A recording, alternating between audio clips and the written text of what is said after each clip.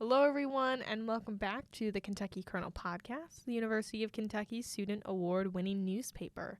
I'm Giana Gallo, your co-host, and sadly, our host, Nate Lucas, is unable to join us today. He reached out to me this morning and informed me that he got into a skateboarding accident on his way to school. He is okay and recovering, but he decided to take the day off and, again, focus on his recovery. Nate, you are deeply missed in the studio, and I hope I do you well this episode. In today's episode, we interview UK media and law professor Dr. Kathryn Montalbano and get her expertise on free speech and discuss UK's history of protests and steps moving forward the university could take. A quick disclaimer, the opinions expressed on this podcast are the speaker's own and do not represent the opinions held by the Kentucky Kernel. As Nate would say, all right, let's go. I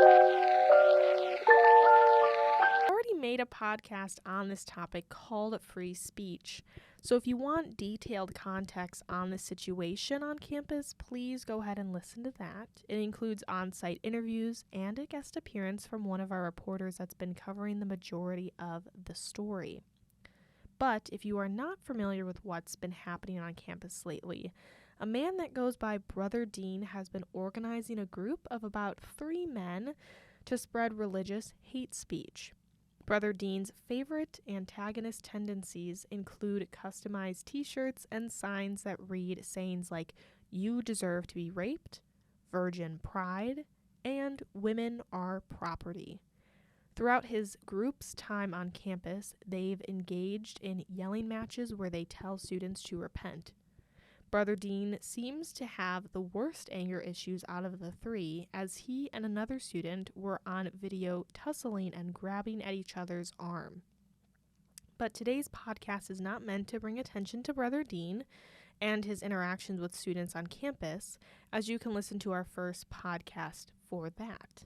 But today we'd like to help students understand why he's allowed to speak on campus and help explain UK's tumultuous history with free speech on campus. Today we are joined by Dr. Kathryn Montalbano, UK's media and law professor. She also is the program coordinator for Scripps Howard First Amendment Center. Could you say hi to our listeners? Hello, everyone. Thank you for having me. Of course. And you can fill in any information that I might have missed out there about yourself. Sounds great. I'm new to Lexington, previously taught at App State in North Carolina. Happy to be here. Awesome. How is your first semester going? It's going well. Yeah, the students are wonderful. Lexington is a really cool city. I didn't know what to expect coming from the Northeast, so the food scene's great. It's diverse, and yeah, I think it's going well. What classes are you teaching this semester? Strictly journalism, law, and ethics. Next semester, I'll be teaching that, and also the media studies version of that, which is more broadcast regulation, creative regulation, copyright, etc. And what do you like about those courses? You know, I really like integrating current events, but also drawing from history to help students show or understand the pragmatic side of their fields, whether they're journalism students, advertising, PR, etc., but also helping them to think creatively and intellectually about some of these core issues, such as what we'll be discussing today, free speech. Yeah. And going back to last Wednesday, were you aware of Brother Dean's presence and the protesters on UK's campus? I was aware because of what I saw on Twitter from the Kernel. I was not on campus when it happened. I have seen protesters, is the nature of public universities, but I did not see this particular group in person. Gotcha. And I guess going right into the questions, could you explain why people are allowed to visit campuses and protest? Yeah, so public universities are funded by the state, right? They serve the public. So outdoor spaces like the green areas where you see these protesters are considered public forums. Much like a sidewalk or a street, they are open to debate from and by the public. And they are subject to protections against viewpoint discrimination, which just means that government is not allowed to discriminate against viewpoints, even if we or they or the consensus finds it abhorrent or, unpleasant to, even hateful is what some might say was that kind of speech on campus. Yeah. Do you think that religious speech gets greater protection under the First Amendment just because the First Amendment kind of guarantees freedom of religion and speech? Mm-hmm. Political speech, broadly defined, does. Religious speech does often historically get swept into that.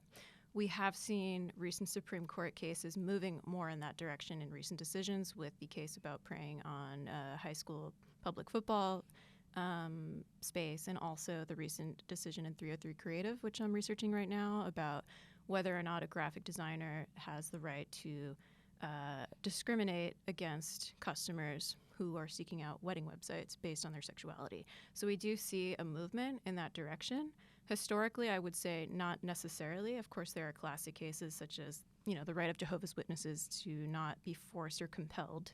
Right, that's the definition of compelled speech, being forced to speak with something they disagree with. Now, in terms of campuses, this is not unique to Kentucky. Unfortunately, this is a reality that we do see on public university campuses, where you have these, adults who are not part of this, community directly, but they know it's a prime target to try and incite people to respond. So it is an intentional, strategic, I would call, PR campaign by, if you want to call them religious beliefs, sure. Like, I'm definitely, as someone who's researched surveillance of religious expression, that was my dissertation and first book, definitely adamant about protecting the First Amendment.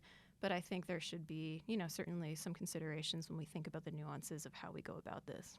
Yeah. What is considered too far when it comes to free speech? Mm-hmm. I'm sure we all know the example of yelling like fire in a crowded space. Yeah. But what constitutes hate speech versus freedom of speech? So hate speech, interestingly, is protected. What's not protected would be fighting words. For example, you incite someone to violence. And I would argue, I didn't see this on the Twitter account, but on Reddit, Lexington Reddit. I love Reddit. I know Reddit's kind of can be a hot mess for some, but I find Reddit so interesting in terms of the exchange of information. There were a couple videos where it did look like they were targeting specific female students, and I would argue that could err into fighting words and incitement to violence, right? So true threats, if there's a true threat, a target, bomb threat targeted to a specific person, that's also not protected. So there are a few other exceptions, but for the purpose of this conversation, those are the two main categories. I would say, again, hate speech is interesting when you compare historically and with other countries. That's not the case elsewhere. So, for example, classic case Germany, the history and legacy of Nazism in that country. There's a very different evolution of what can or cannot be protected in their media laws, right? And so it's not to say that we have it wrong, but it's worth just considering and comparing, the way that free expression and hate speech is or is not protected elsewhere.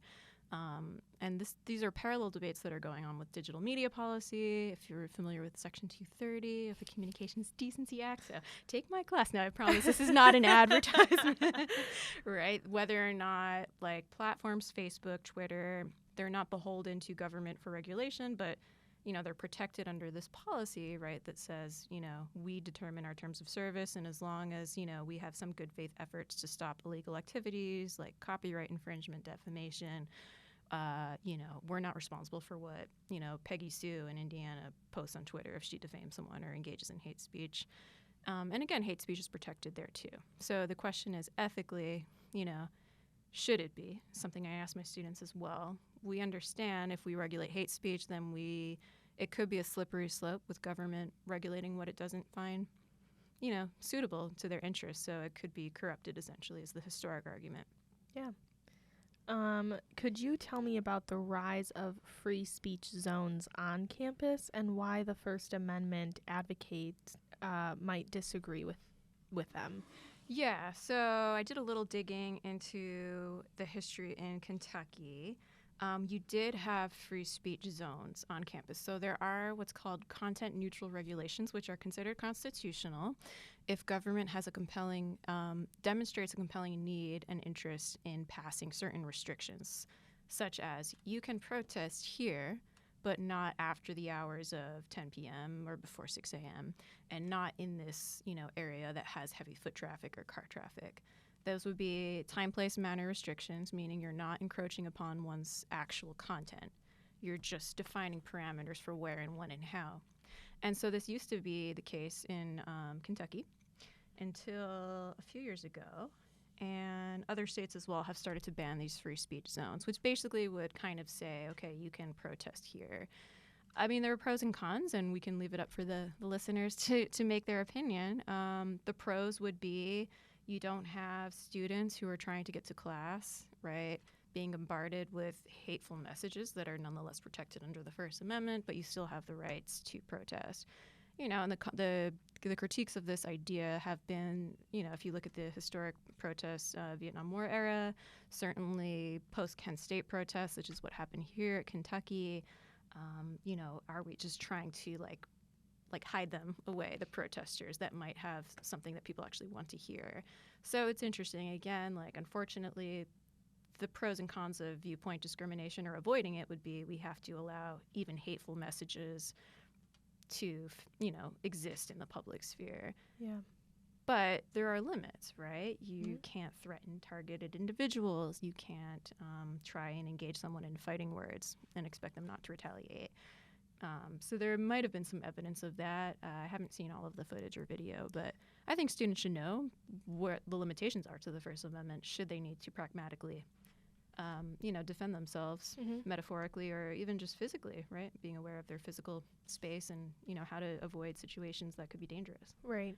And the protest happened right by Gatton Student Center. I call it the bridge on the second floor. And it's for people who do not attend the University of Kentucky and don't know what I'm talking about. There's, going into the Student Center, there's a street right by the ROTC building, and then it kind of goes down a hill. But students have to physically cross a street in order to get to Gatton Student Center. The car traffic is always on a lull because cars really rarely come up that hill. But on occasion there is a couple cars, whether that's maintenance or somebody. Gatton Student Center is a free speech zone? Outdoor spaces. So you have three kinds of, you have a public forum. You also have dedicated public forum that could apply to certain areas on campus that are indoor. You're dedicating a certain space for a speaker. It's still part of a public forum category, but there's a specific area that's zoned.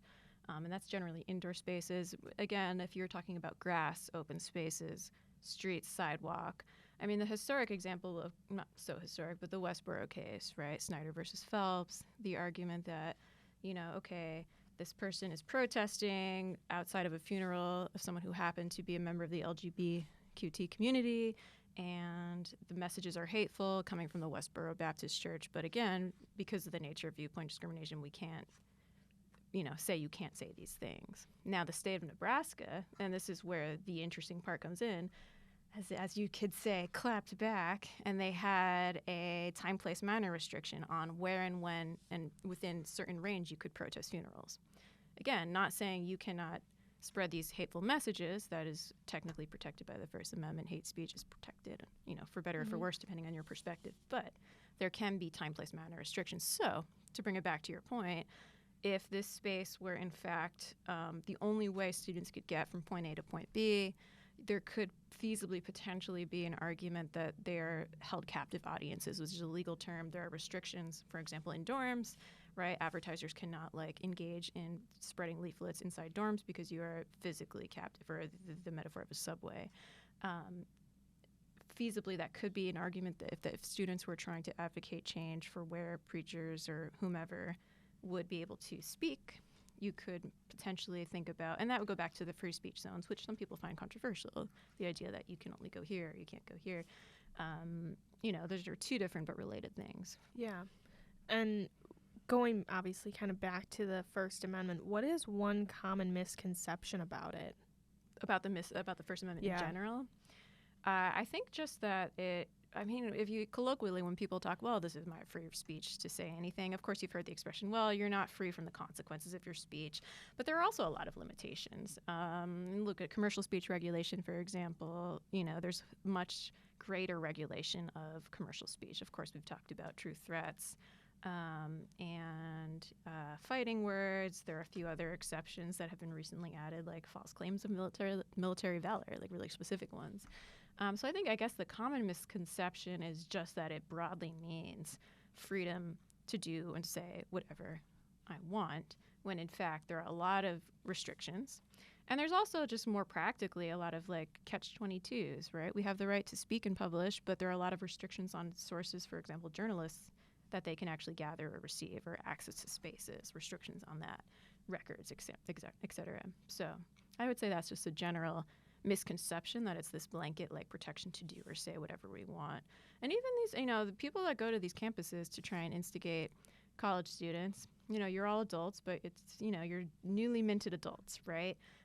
It's easier said than done to say just ignore it, right? And they know what they're doing. They're trying to instigate. They're trying to evoke an emotion. But they do have some restrictions too. If they start targeting individual students and engaging in fighting words, there is an argument to be made, that can be regulated and that can be addressed.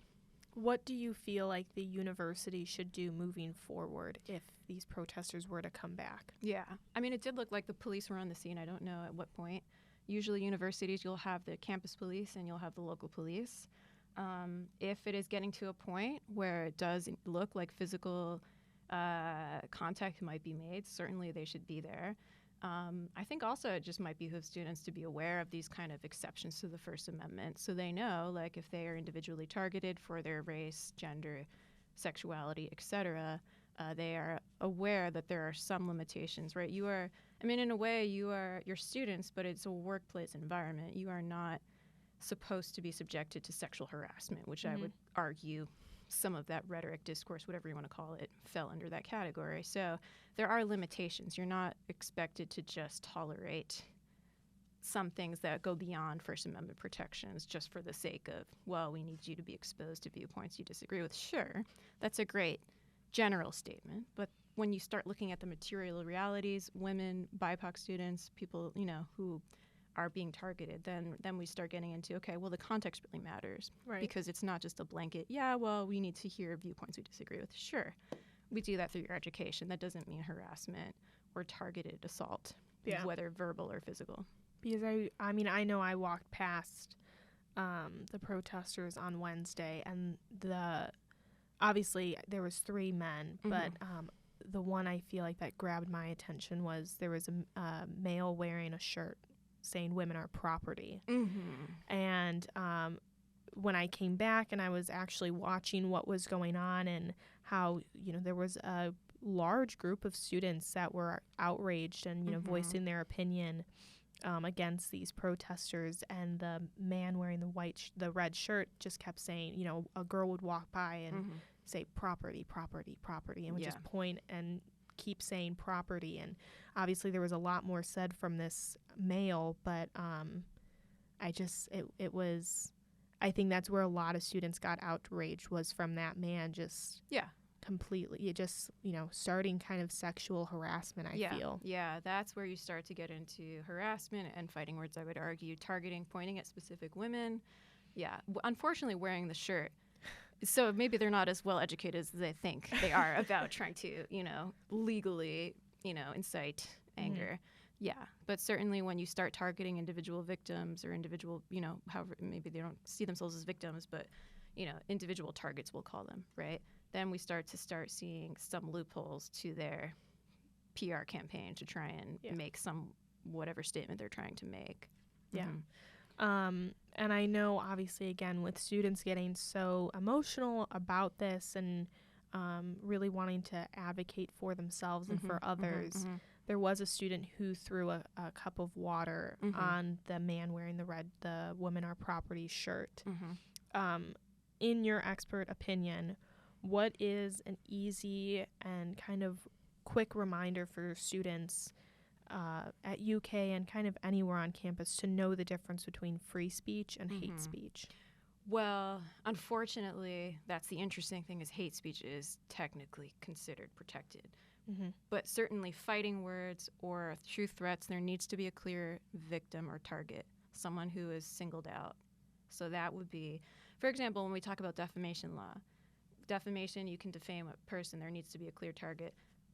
Legally, you can't libel or defame a group of people, right? So when we're talking about exceptions to First Amendment that looks hateful.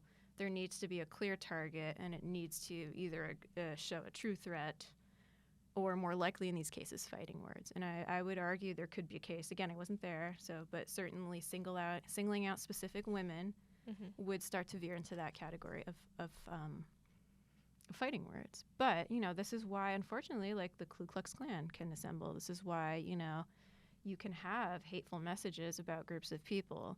But when you start targeting individual people, which is, it sounds like, and from what I've seen, there was some evidence of that. Again, I don't know the whole logistics of exactly what transpired.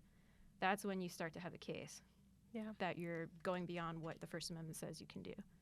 So transitioning to UK's history with free speech, specifically in May 1970, there were tensions high on campus after the Ohio National Guard fired into a crowd of students protesting the Vietnam War, which you had brought up, at Kent State University, killing 4 and injuring 9. Could you give me your knowledge on the situation on campus? Yeah, I mean, I just read a little bit. I know that more broadly, there was a surge of protests across the country. So one of my PhD advisors, Todd Gitlin, has written about this. He was really integral to the movement at Berkeley. So I know a little bit less about the Kentucky-specific situation and more just in general that this resulted in a lot of protests across university campuses across the country.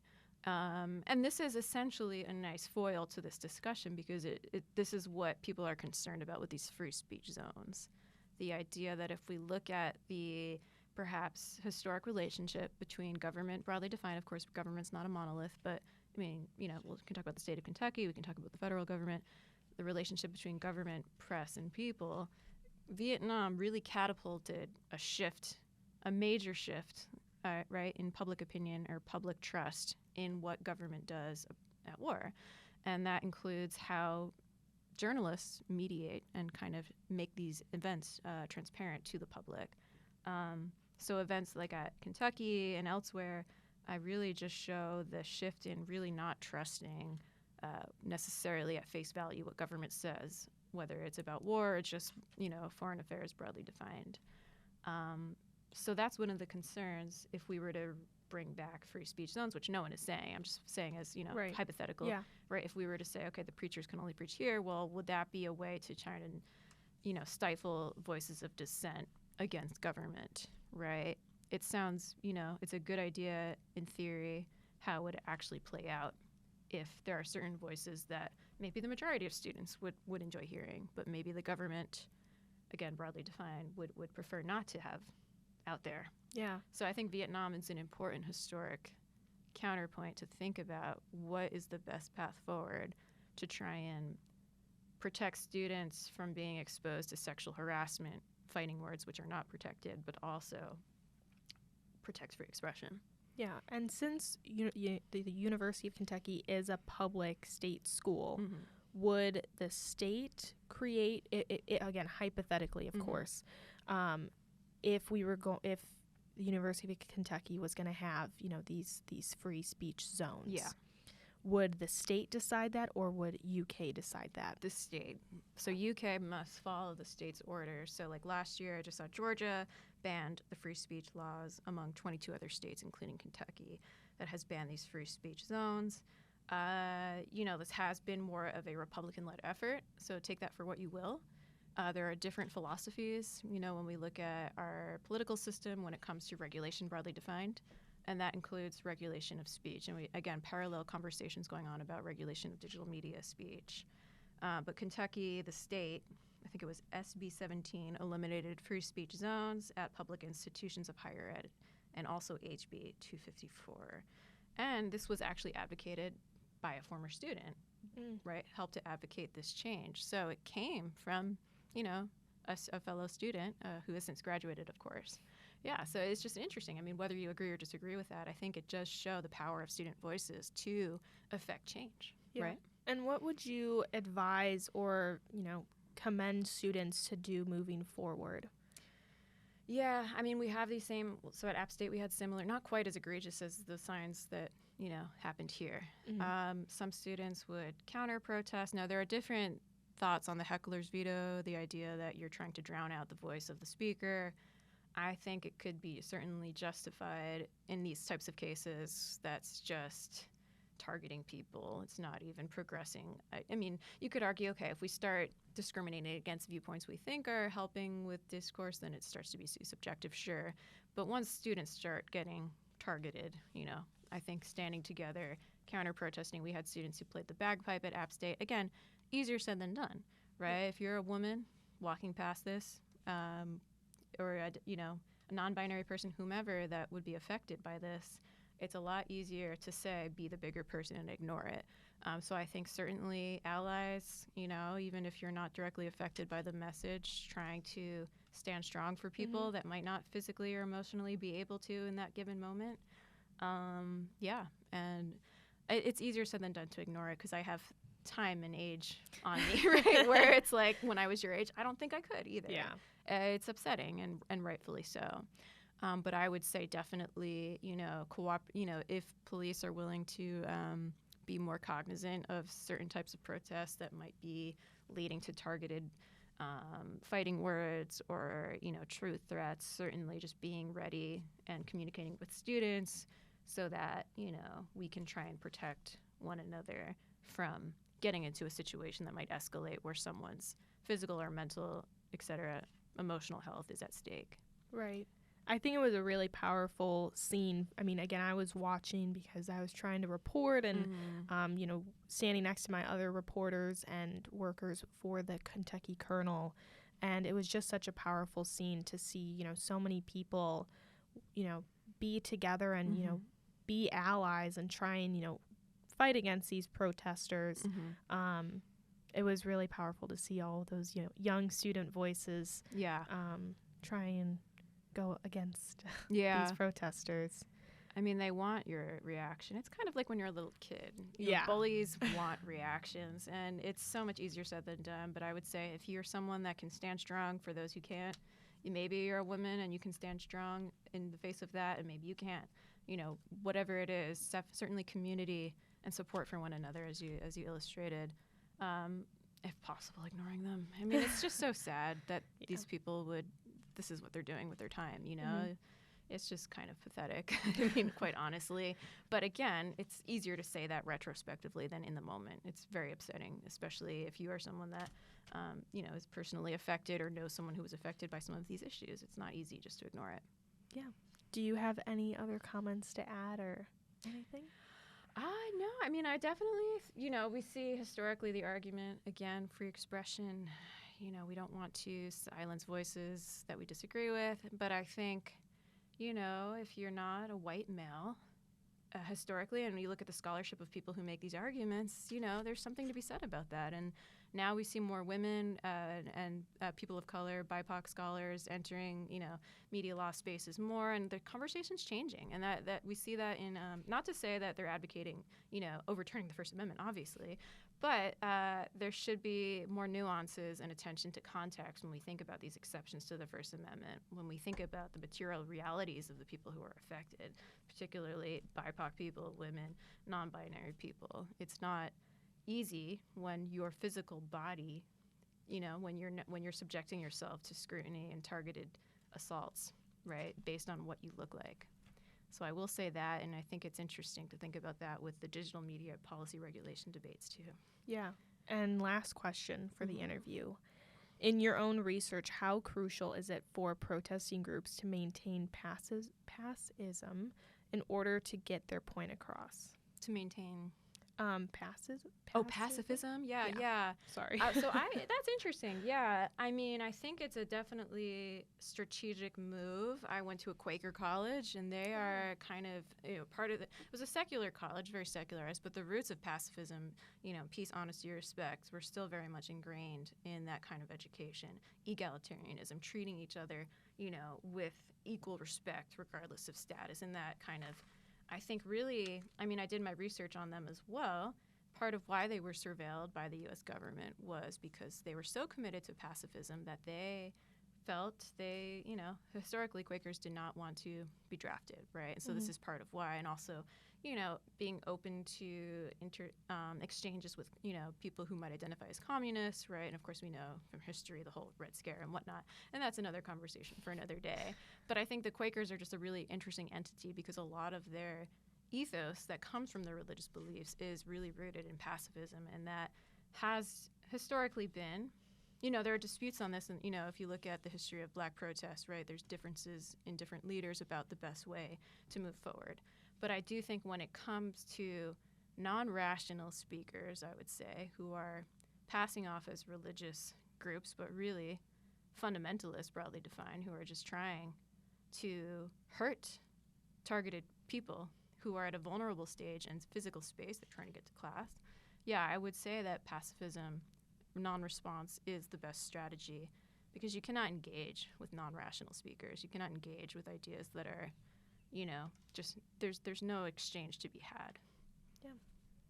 I want to thank you so much for coming on the podcast this week and educating viewers on the First Amendment and what it really entails. So thank you so much for joining us. Thank you so much for having me.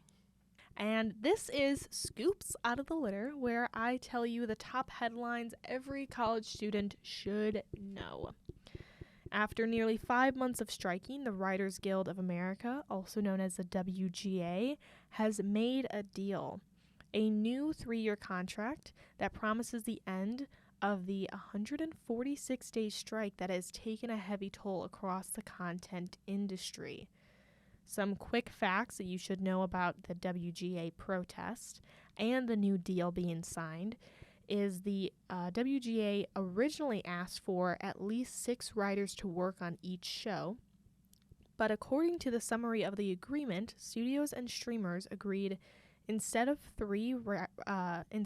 3 writers for a 6-episode series, 5 writers for a show with 7 to 12 episodes, and 6 writers for a show with more than 13 episodes.